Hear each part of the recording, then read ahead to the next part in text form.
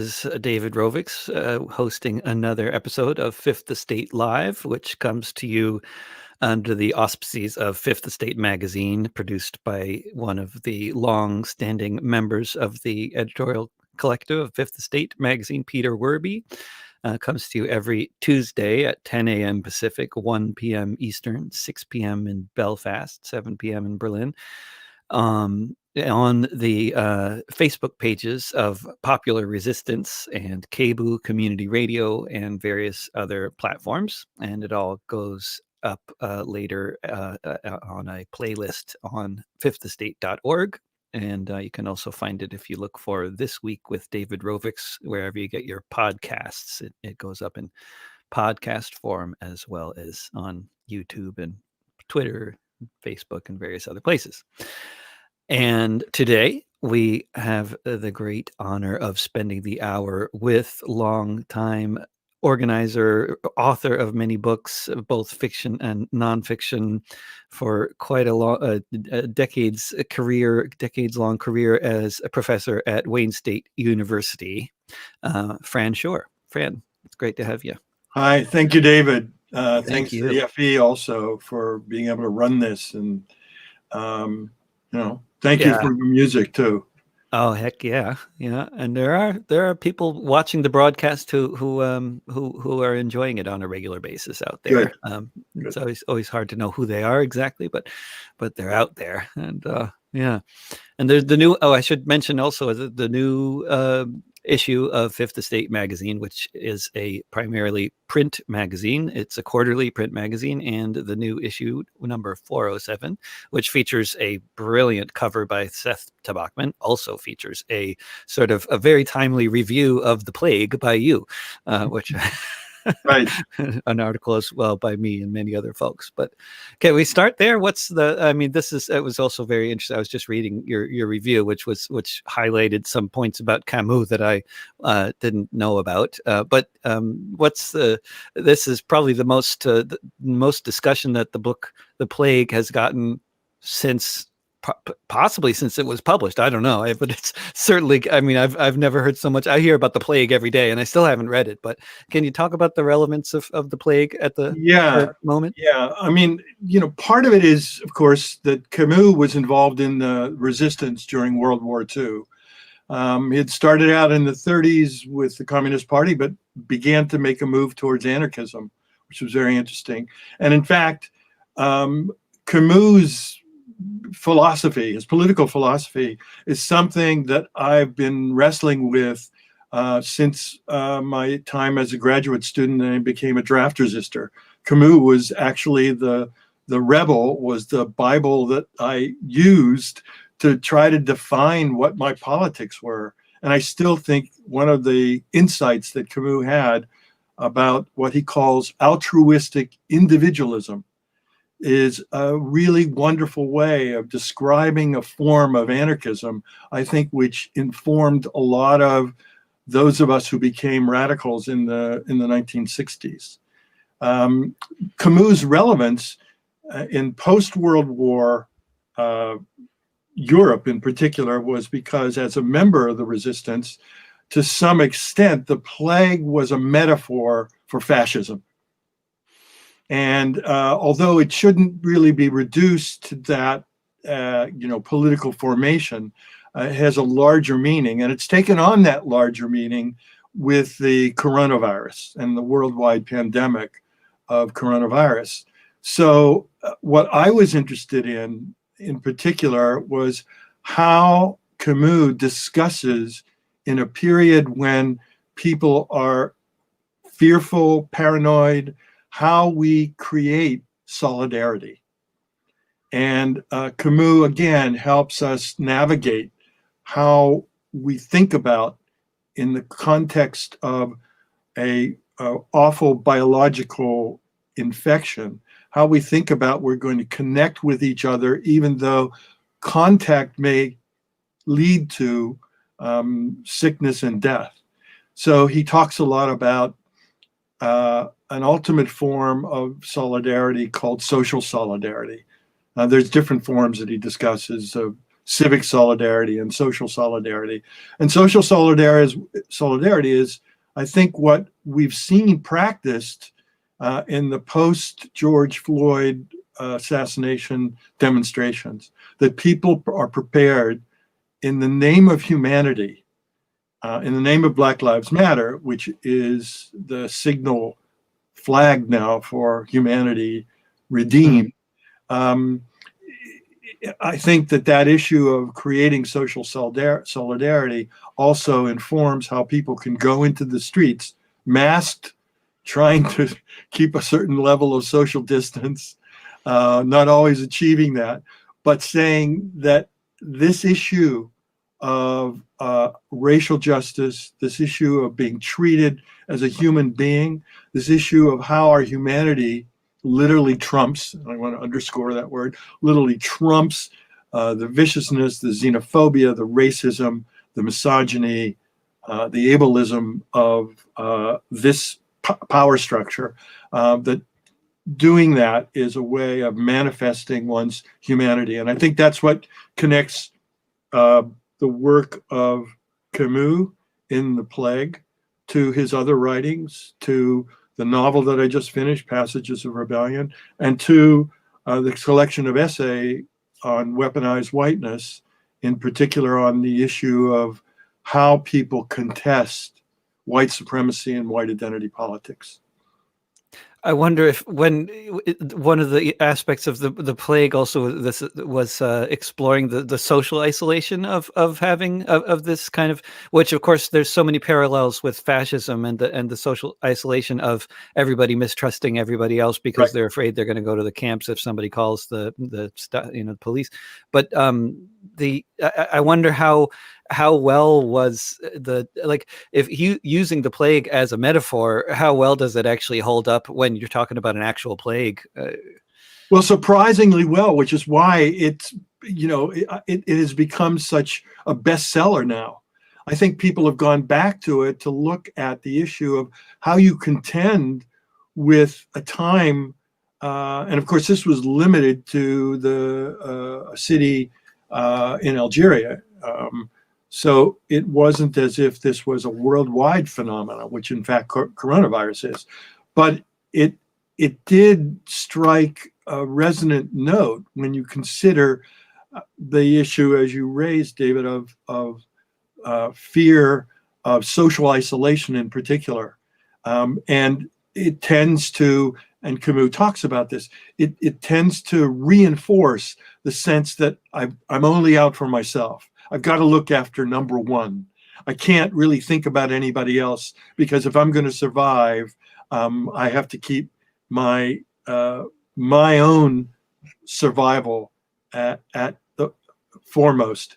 And that's where you see Camus trying to parse out what it means for people to transcend that narrow, isolated sensibility.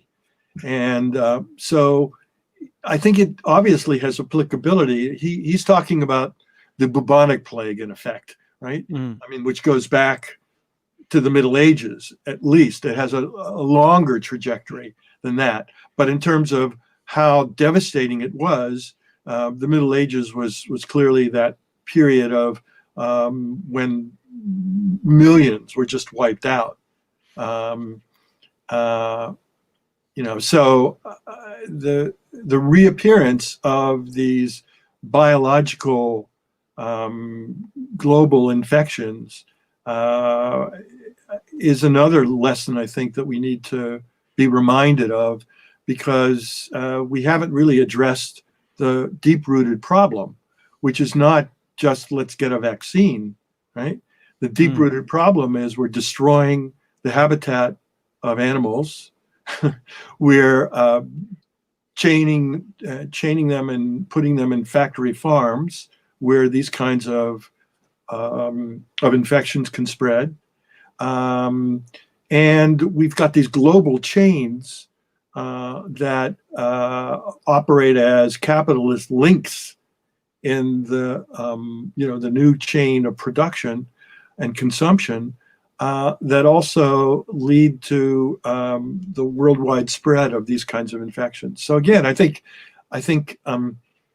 even though Camus was writing in the midst of World War II and looking at a narrow sense of what kind of infection can wreak havoc, I think it has really major applicability.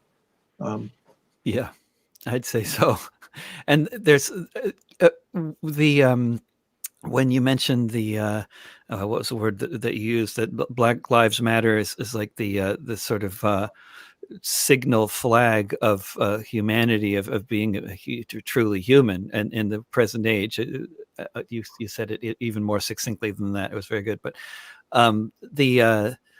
the fact that the coronavirus is so especially devastating to Black people in this society because of socioeconomics is just adds so much more fuel to the fire, and also underscores, I think, so many of the basic premises in your book, about weaponized whiteness. And I wonder if, I mean, there's just so many, in the particular historical juncture we're in, there is just any number of different threads to explore when it comes to this theme. But when I'm talking with people in Europe, and I used to spend half of my time in Europe and touring in Europe for a long time now, for largely economic reasons, but also, there are societies there that need people playing music in them as well. But the sort of intersection of class and race in the United States, it has, I mean, it's not like unique to the United States, Right. but in many ways it is so much more the case here than it is in so many societies. And I don't know if that's a starting point, but let's get into this the book that you published only just last year, which also seems very prescient. That it was, of course, Black Lives Matter became a phrase in 2014 and became a movement, and the movement really, of course, predates the phrase, but certainly at this particular juncture, it's quite a time to come out with a book called Weaponized Whiteness. Yeah, I mean, it's obviously is a time when better known authors like Ibram Kendi, on his book on anti-racism, those have certainly become really important in trying to understand how we develop anti-racist politics. And so my book is basically pulling together a number of essays, some that had previously been published that I updated, and some that had not yet been published. So there are actually two different sections of it. One which tries to do a historical overview of the emergence of white supremacy as a racial formation in the 16th and 17th century in the United States, and taking a look in particular then at what I consider to be institutionalized white supremacist terror. And I think we often overlook that. Here I am in Michigan, the home of the Wolverine Watchman. Yeah, it's like, case in point. I mean, these crazed domestic terrorists, have been around for a long time, but just in case anybody watching is unfamiliar with, has missed the recent news, we're talking about far right white supremacists in Michigan who just were involved with a plot to kidnap the governor, that put her on trial, and then put her on and then Trump's response to this, all over a mask, finding about this was about wearing masks, all over wearing masks, and then Trump's response was to criticize the governor some more. Yeah, and that's how the misconstrual of liberty, which is often trumped freedom, the idea of freedom in this culture, like, you're not going to impose upon my freedom to be able to wear a mask. Well, to go back again to Camus, he doesn't want to separate the fact that altruism has to be seen as part and parcel of any kind of individualism. In other words, you have to take responsibility, in particular this environment, for being aware of what cause of suffering may occur because of your irresponsibility or because you're blind. And historically, the white blind spot has been the place that whites in particular, operating out of an archive of white supremacy, have not been able to really understand and appreciate and develop the kind of empathy that's absolutely essential to be able to create a just society. So part of it is historical, and what I try to do is look at the way that warfare, going back to the early settler colonialist, as a settler, white settler colonialist experience, how exterminating native peoples was part and parcel of the creation of the nation. And it still continues in the way in which the pipeline in North Dakota, I mean, if you read the work of people like Nick Estes or Roxanne Dunbar Ortiz about the history of what's gone on with indigenous people and the oppressive culture that has expropriated not just land, but expropriated culture and led often to extermination. I mean, that's what I try to deal with this discussion I have of what's called savage war. It was used, and you have a great song, David, the Resistance song, right? Mm-hmm. That use these tropes of manifest destiny, of savages at our border, that in fact you don't look at the practice then excuses the practice of promulgating savage war, exterminationist war against those who you impute certain motives to. I thought in Roxanne Dunbar Ortiz's book, the people's history of an indigenous people's history of the United States. I mean, there's so much great stuff in that book, but one of the parts that really especially struck me was just how much a part of the colonial economy scalps were. Yes, yeah. Not only I have a section of my book where I talk specifically about in California. If I can just please. So in 1834, California Native Americans numbered around 150,000. By the end of the 19th century, that number would be less than 20,000.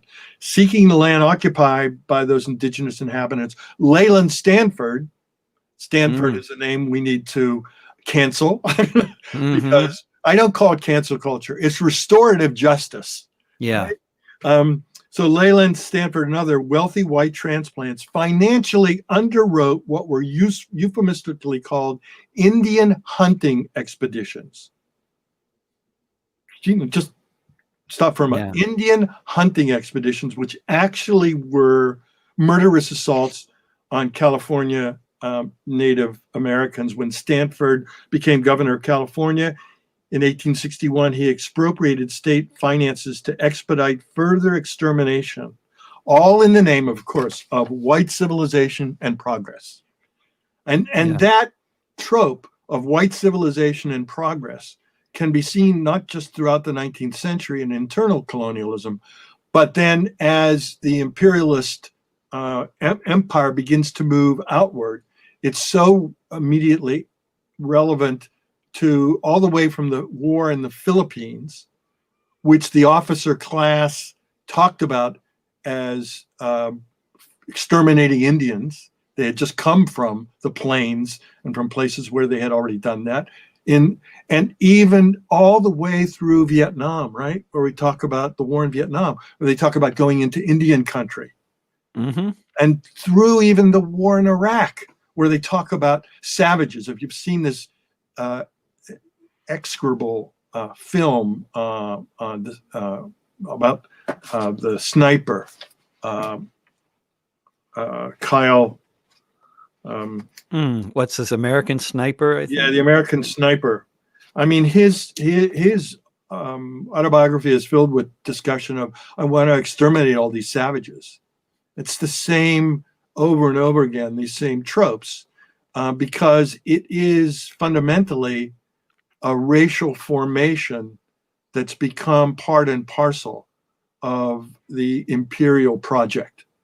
And to the degree that we don't understand how deeply rooted that is, we miss out on the need to really rid our culture of empire as it's practiced and as it continues to be practiced.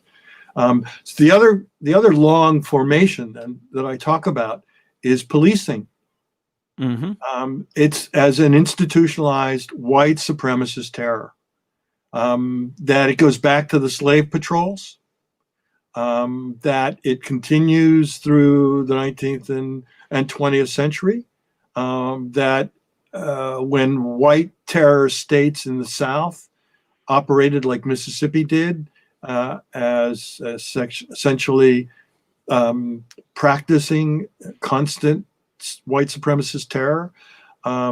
Once the sheets were put away, the white sheets were put away, the blue uniforms could come on, and the same sort of abysmal treatment of people of color could persist until and unless, and this has happened periodically and now in, I think, a really heroic way, Black Lives Matter and resistance occurs in the streets, in the courts, and wherever it can be done to staunch this terror. And the history of the police, the armies of police in suppressing the labor movement as well, which also goes hand in hand with the suppressing the slave uprisings. Yes, absolutely. I don't talk about that as much, but certainly there are wonderful histories that do describe in detail the way in which urban police forces were brought into effect because they couldn't rely on some of the militias to put down these labor insurgencies. Since, like in 1877 in Pittsburgh in particular, they tried to bring out the local militia, and it was their cousins and brothers on the line. So they put their arms down, turned their arms around, and said, "Oh my God!" Frick and Carnegie had to rely then on private repressive instruments, and then eventually, looked to the cities and governments to establish police forces. To socialize their expenses, to make taxpayers pay for them to suppress, have police to suppress us. Yeah. And of course, as we learned from Ferguson, it's not always, although what we see and what is most reprehensible is, a cop like Darren Wilson murdering a young man like Michael Brown in the streets and essentially getting away with murder, right? But what even the Justice Department was able to look into was how much people of color, Black residents of St. Louis and Ferguson, were constantly being harassed by the legal system. You have a light out in the back of your car. Your back light is out. You get a ticket. They slap you with a ticket. You can't make the payment. You get another fine. You get into jail. I mean, the way in which all of this would just start an avalanche of repression and exploitation was evident in all of the data that was collected by the DOJ about what went on in Ferguson. And it wasn't just isolated to Ferguson. It's all over the country, and Exactly. it's one of when I was hearing a lot about all that in Ferguson in 2014, it was becoming a sort of national talking point kind of news story about what it's like to just drive while black in a place like Ferguson. It was, I mean, for me, it was very interesting because from just an autobiographical perspective, because as a teenager and in my early 20s, I had long hair and I dressed in freakish clothing and I drove old cars with lots of bumper stickers on them. So I was, profiled constantly. I was constantly pulled over for that. And I'm a white guy, but and if that's happening to me, you can imagine. Of course, for me, all the treatment changed radically as soon as I was driving a slightly newer car and cut my hair. So it's very easy to exit that profiling category. The invisibility of whiteness. And that's what I try to do then in the second part of the book, and I use a little bit of my own experiences in the 1960s, becoming active with Friends of SNCC and with establishing a freedom school in Pittsburgh when I was an undergraduate at the University of Pittsburgh. And I think what went on was not only in the modern civil rights movement, with incredible black leadership, become a beacon to us young whites who wanted to become not just allies, but wanted to act in strict and strong social solidarity. It was a matter of also a different form of double consciousness. Du Bois talks about double consciousness for African Americans in the souls of black folk. But for whites, we had to also understand that our whiteness hid us from the advantages that we had because of the nature of white supremacy. And then once recognizing that, you had to, in fact, figure out how you become something other than an instrument of white solidarity and white supremacy. So I talk a lot about unveiling whiteness, what that means, how Black Lives Matter in particular, in one of the chapters, Black Lives Matter really put the country on notice again. And it wasn't, again, all of these incidents came together. Trayvon Martin, the murder of Trayvon Martin, the murder of Oscar Grant out in, for those who don't remember it, I mean, Oscar Grant, if you can see the Fruitville Station, which is a brilliant film. Wonderful film. That recreates that. Just murdered by a transit cop whose defense was, "Oh, I was reaching for my taser. I didn't know." Pulled out the wrong gun. Didn't notice. Ground, and he shoots him in the back while handcuffed on the platform. Yeah.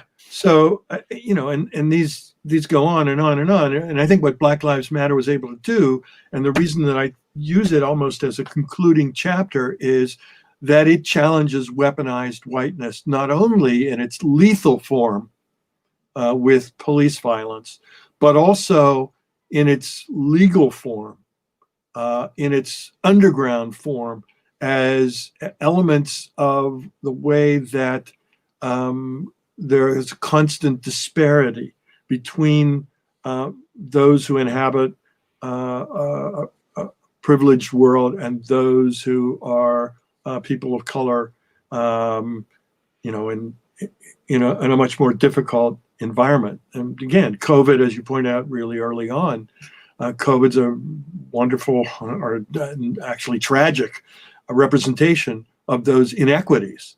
The lack of decent health care that still persists in this country. The lack of access to really decent food also. The level of the stress levels that operate just in being a person of color. I mean, all of those sort of come together to make people much more vulnerable. Overcrowded housing.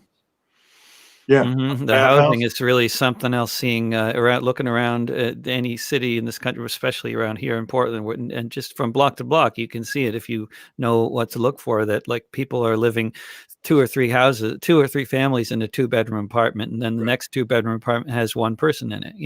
And it'll just be on one block, the kind of disparities that exist. Just say Yeah, nothing about the that rest. kind of spatial racialized ecology is very evident in Detroit too. For those who've been to Detroit, you can drive down one of the spokes. Detroit is like, is on the river. It has a main spoke that comes out called Woodward Avenue. It has one that goes west and one that goes east. Jefferson is the spoke that goes east, and it runs right through the east side of Detroit and then into Grosse Pointe.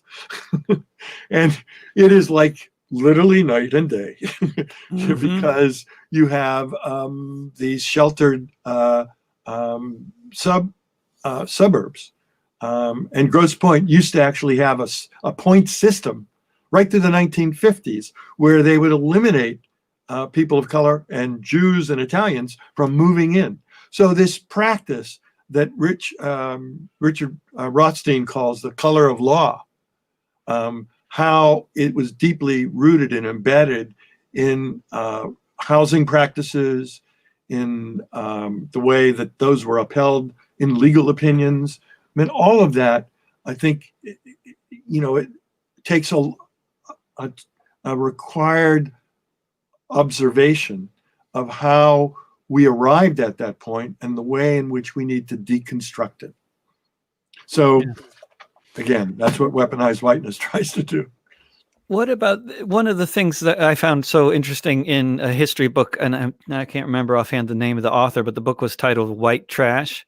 And the book was, I thought, a really fascinating exploration of class and race in the United States. And one of the points the author was making, I mean, implicitly, basically, was that although clearly racism and white supremacy have benefited. What is going on? My phone's ringing through the computer. I don't know if anybody else is hearing that. I'm not hearing it, David. Oh, good. Okay.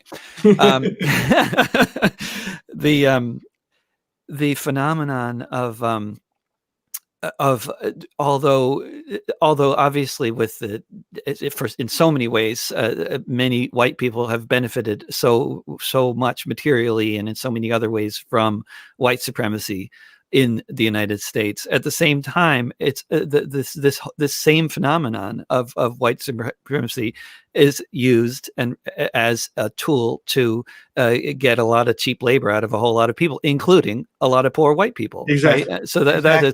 Can you talk about that phenomenon? Yeah, I mean, in my epilogue, what I tried to do is, throughout the thread throughout these essays is on the issue of racial capitalism and the way in which capital establishes a system of domination and control, and in inequalities, trying in effect to use race as a way to, in those racial formations, to create white solidarity, when in fact these people are getting, the poorer whites are getting screwed. And as Bobby Dylan so eloquently sang, only a pawn in their game. Oh, nice, Dylan. Yeah, very good. And that's and of course, and that was part of that is also about the murder assassination of Edgar Evers, which I discuss in this chapter on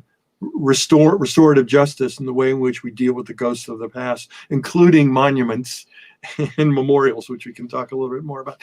But the epilogue deals with this incredible play that came out a couple of years ago by Lynn Nottage called Sweat. And she went in to look at Allentown, at whites in Allentown, in Pennsylvania, who had been devastated by deindustrialization. Mm-hmm. And she wondered, what's going on here? People feel abandoned. They felt in some ways that they no longer amounted to anything. In some ways, the Trumpism is actually a compensatory for some of those white working class and poor whites who feel like they've been so humiliated by the system. They want somebody else to be their humiliator in chief, who can take on people of color in particular. And that goes way back, that whole phenomenon. Huh? And the book, I think, that's really a great read, and one that I recommend to everybody, is this book by Jonathan Metzl called Dying of Whiteness. What he does that's so brilliant is he goes into these states like, for example, Kansas, and he looks at the healthcare system in a place like Kansas, and then looks in another state that has a more decent healthcare system where they have Medicare for all, or Medicaid at least has been expanded, not Medicare for all. If we only had that. And he takes a look at suicide rates among whites. I mean, 2/3 actually of suicide. It's 2/3 of the gun violence in the United States. The 40,000 deaths per year of gun violence are by suicide, and the majority of that are among whites. Yeah. But despondent, despairing, having these lethal weapons around in their homes. And they're told they're supposed to be amounting to something, and then when they don't, they blame themselves. Exactly. That's what long ago, in another really excellent book by Richard Sennett called The Hidden Injuries of Class. So what I do is I look at that recent play by this brilliant African-American playwright, Lynn Nottage, and I talk about it through the lens of the hidden injuries of class, the way in which these white workers in particular, feel that they've been ostracized, and they need to look around. If they can't find a hook for the solidarity, they look for a hook for stereotyping and scapegoating. And what about the role of the Democratic Party in this process? I mean, historically, people are, may or may not be aware that the Democratic Party was the party of the white man, and that's how they advertised themselves a century ago.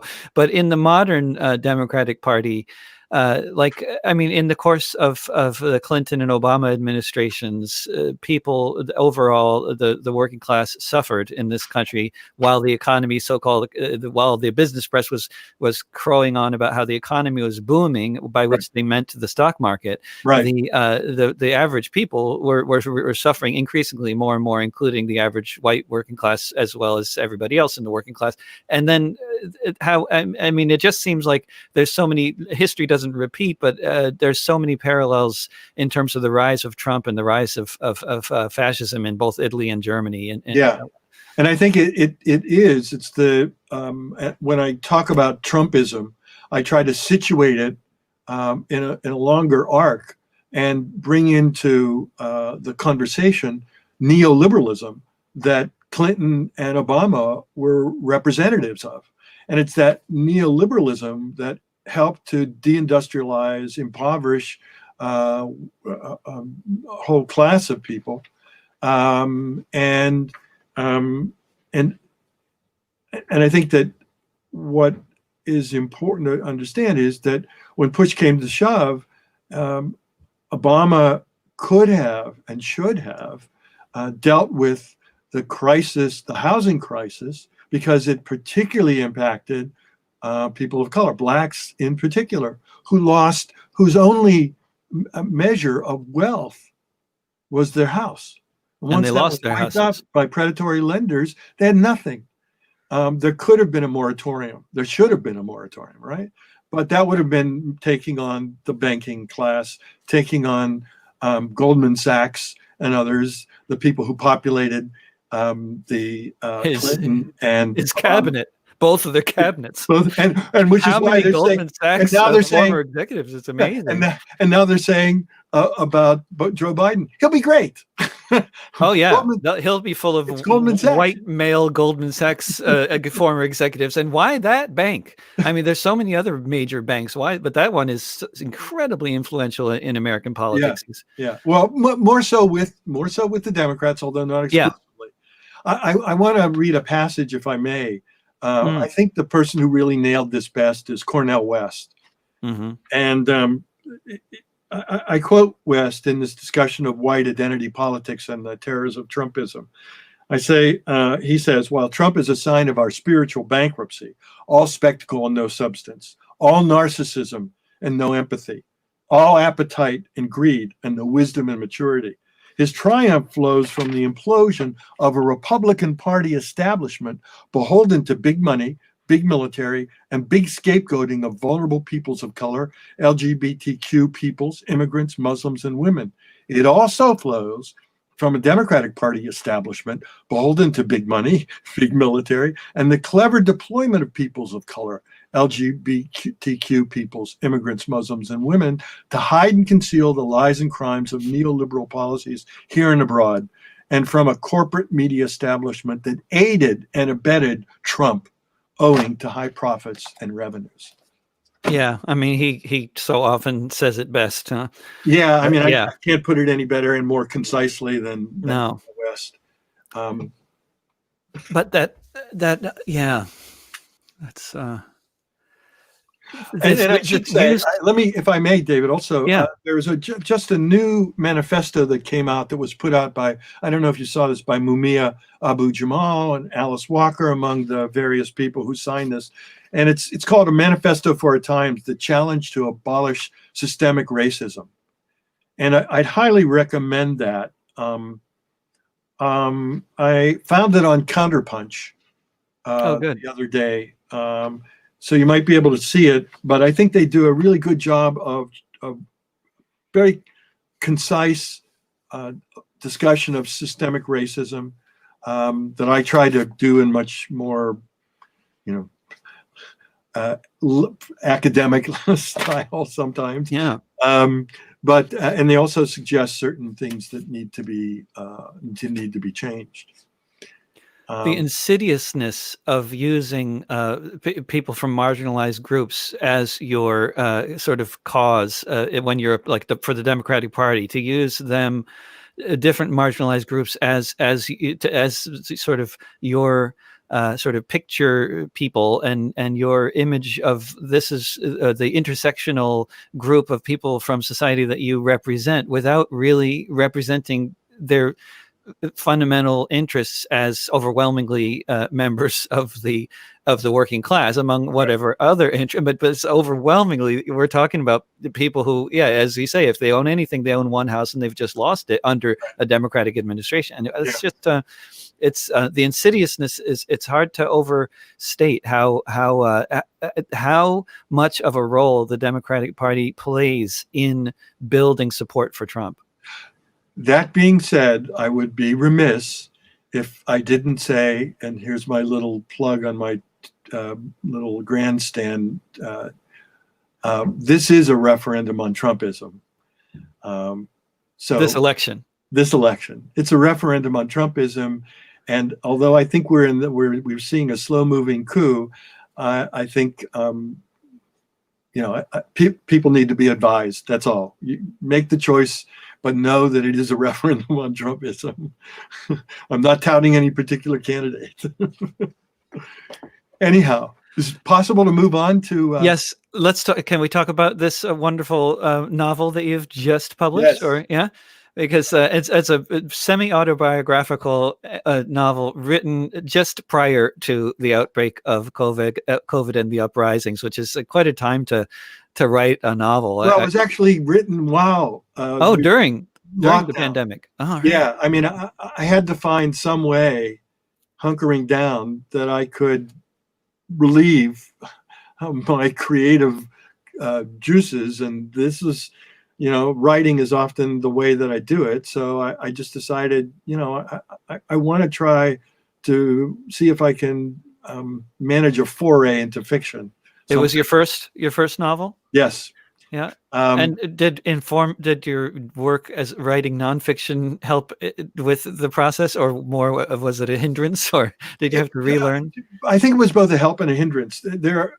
It's a help in the sense that I knew I needed and I wanted to ground this novel which takes place mostly in 1967 to 1970 in Minneapolis, when I was a grad student, an anti-war activist, and a draft resistor. Actually, the first person to publicly refuse induction in Minneapolis. Mm. So I wanted it to be informed by what was going on with the war, and how vicious that was, and how it was so much a part of my consciousness at the time, and our consciousness as we were building this this movement against the war, and the knowledge of what the war really meant for the people in Vietnam. Right. About millions of people being killed from the air, skin being burned off by chemical weapons. Right. So I start a passage, for example, when he comes onto campus. I think it was. There's also a there's also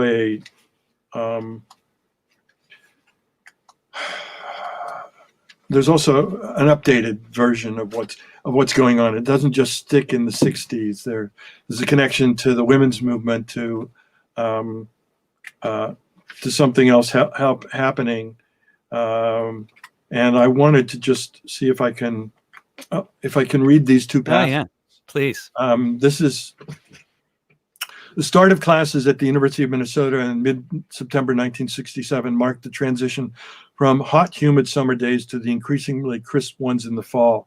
As Frank, and this is the protagonist and sort of semi-autobiographical character, Franklin Roosevelt Goodman. As Frank stepped onto the bucolic campus with its walkways bordered by deciduous trees whose leaves were beginning to turn to orange autumnal colors, there was a slight chill in the air. Apparently, for the vast majority of students who were part of the crush on the first day of the fall quarter, the air temperature was no deterrent to the wearing of lightweight clothes. For native-born Minnesotans grown used to the viciously frigid winter season, a 55-degree day was still rather balmy. In the jungles of South Vietnam, the 19-year-old draftees out on search and destroy missions sweated under the oppressive heat and humidity, not fully comprehending that they were being used as bait to lure out into the open the stealthy Viet Cong. Meanwhile, flying high above in the cool innards of US B-52 bombers, cocky Air Force crews dropped tons of heavy ordnance onto South and North Vietnamese villages. Those not obliterated by these tremendous explosions soon became the targets of US jets dropping containers of newly improved napalm, whose adhesive properties stuck to their burning flesh. A second strafing by other planes on villagers in the north and the south, rushing into the open from obliterated schools and hospitals, would often consist of anti-personnel cluster bombs that would release hundreds of bomblets designed to maim whoever survived the previous gruesome onslaught from above. The sky above in Minneapolis was a clear blue. Yeah. Brilliant. So there's these intrusions that are historically grounded into the fictionalized story that are what I bring as a historian into work of fiction. And that period that you're writing about, I think, in terms of certainly in terms of what people, what is all over the media for the past few months, and also social media, and just on the minds of a lot of people, is the comparisons between the current uprising and past social movements. And I wonder I never get tired of asking people who have actually lived through the 60s of making any comparisons that they might have, because it's so hard to get a real picture of what's happening, because it's easy to be if you got a camera and you're working for some media outlet, it's easy to go into any demonstration and make it seem very large or make it seem very small. Yeah. If you're talking about hundreds or thousands, if it's bigger than thousands, it's hard to make it seem small. But yes. Maybe you got to get in the helicopter then. But it's just, I wonder what thoughts you have on these two movements.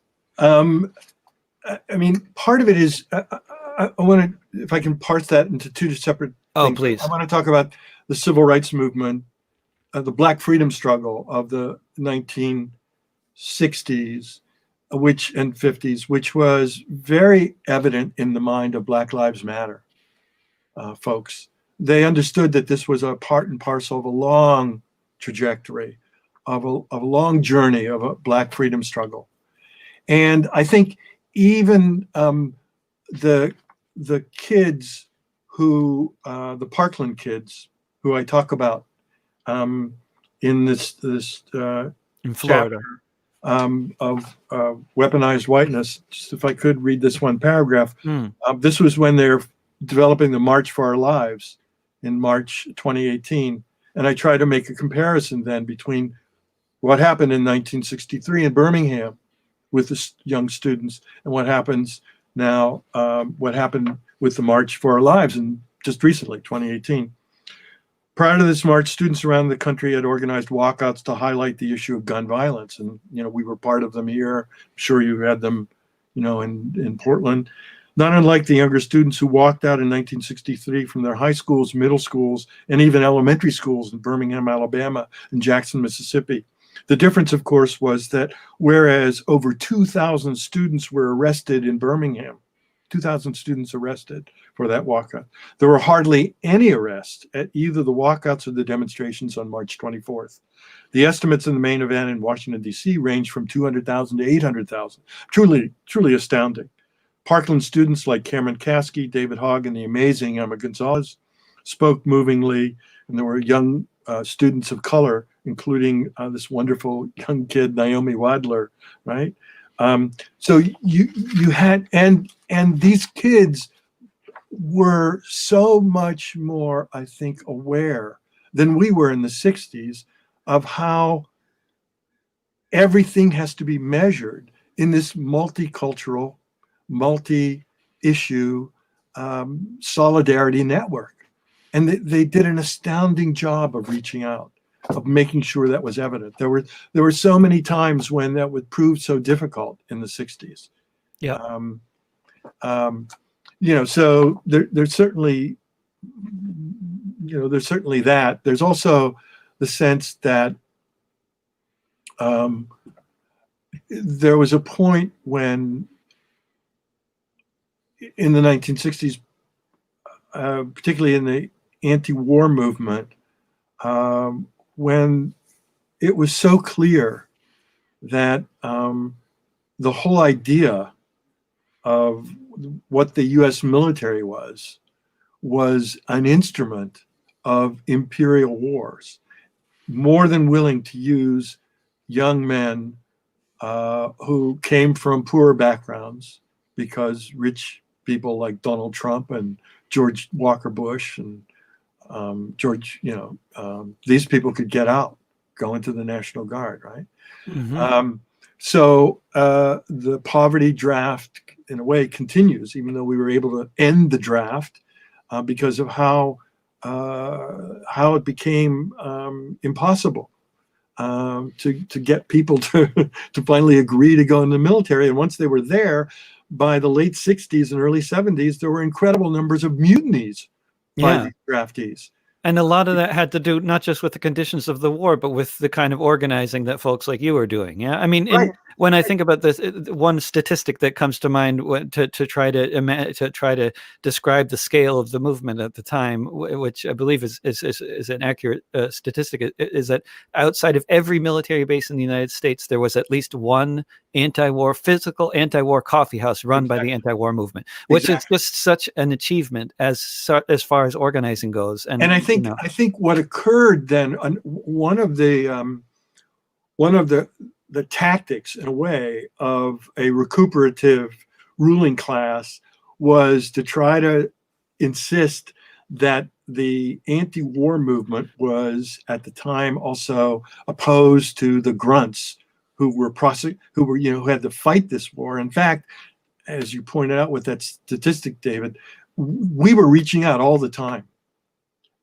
We wanted solidarity. We wanted this kind of solidarity. And in fact, by the late 60s, early 70s, these mutinies, there were whole naval vessels where the crew had actually almost taken over the ship because they were anti-war. So I think it's been a long effort to recuperate the idea that the military is just really representing you and me, as opposed to the fucking excuse the expression, ruling class that uses them as cannon fodder to try to keep the empire, a dying one at that, the title of one of my other books, from actually collapsing. And there was the real possibility. I mean, you had mutinies going on. You had so many military bases in Vietnam where people were much more going on search and avoid missions than search and destroy. Yes, right. And, right. So you need mm-hmm. you need an updating of the St. Patrick's rebellion, the St. Patrick's Brigade, mm-hmm. For the Vietnam time. Oh, absolutely, yeah. I've also written songs about Vietnam as well. Well, I know you have. I guess I don't know. I know the St. Patrick's. That's such a great song. I know that. But it's very much a theme in Vietnam. I mean, so much dissension among the ranks that the authorities were openly talking about how if they tried to draft more soldiers, that they would not be able to guarantee domestic tranquility. And I think of that phrase that one of Nixon's advisors gave him about how no, we can't do this because we won't be able to maintain domestic tranquility. And exactly. Now in the current moment, one of the many sort of things that reminds me of that is currently, according to the business press, the United States is $21 billion in debt to their landlords. Renters are $21 billion in debt. And if they were to allow the evictions to go ahead, that we'd be looking at a potential 40 million evictions all happening at the same time. Yeah. And, and then, of course, everybody with half a brain cell can tell, like, you have an eviction moratorium, not necessarily because you're concerned about the public welfare or you're concerned about the virus spreading, but because you're concerned about not having rioting mobs of tens of millions of evicted tenants overthrowing the state. Even the creation, with some notable exceptions in the 1930s, of the social safety net was precisely that point of that kind of New Deal, new liberalism that wanted to make sure people had money to spend to keep the system going, and at the same time that you could have things like unemployment insurance, and if people went out and were unemployed for long periods of time, and the fact that we, the Republican Party can't. That they push ahead with this handmaid tale of a Supreme Court nominee while they refuse, this is the Senate, while they refuse to give more relief to people suffering from unemployment and COVID. It's just morally reprehensible. I mean, I can't think of It's morally reprehensible, and it's also like, what are they trying to do here? I mean, what is the end game? Is there an end game? The end game, I think, is they believe somehow that most people, this is probably Trump's to his racism, that the poor people should die off. And how's that going to go? Is that going to work? Are they going to die off or rebel or both? Well, we got robots now. Yeah, right. But so any in closing, first of all, Fran, what was the name of your novel again? It's called, I will hold it up again for show and tell. It's it is Passages of Rebellion. Great. And it's on Outskirts Press, so that if you go to the Outskirts Press book site, website, you can get a little bit less. It's not as expensive. You can actually get a cheaper version of a PDF if you wish. You don't have to give another single nickel to Jeff Bezos. Excellent. And in closing, Fran, do you have any particular predictions for the next few weeks in the United States? I just think, we need to be aware, as any number of people have been saying, Noam Chomsky among others, we need to be aware that this guy is prepared to violate every single political moral norm. It's not just enough to vote in the referendum against Trumpism.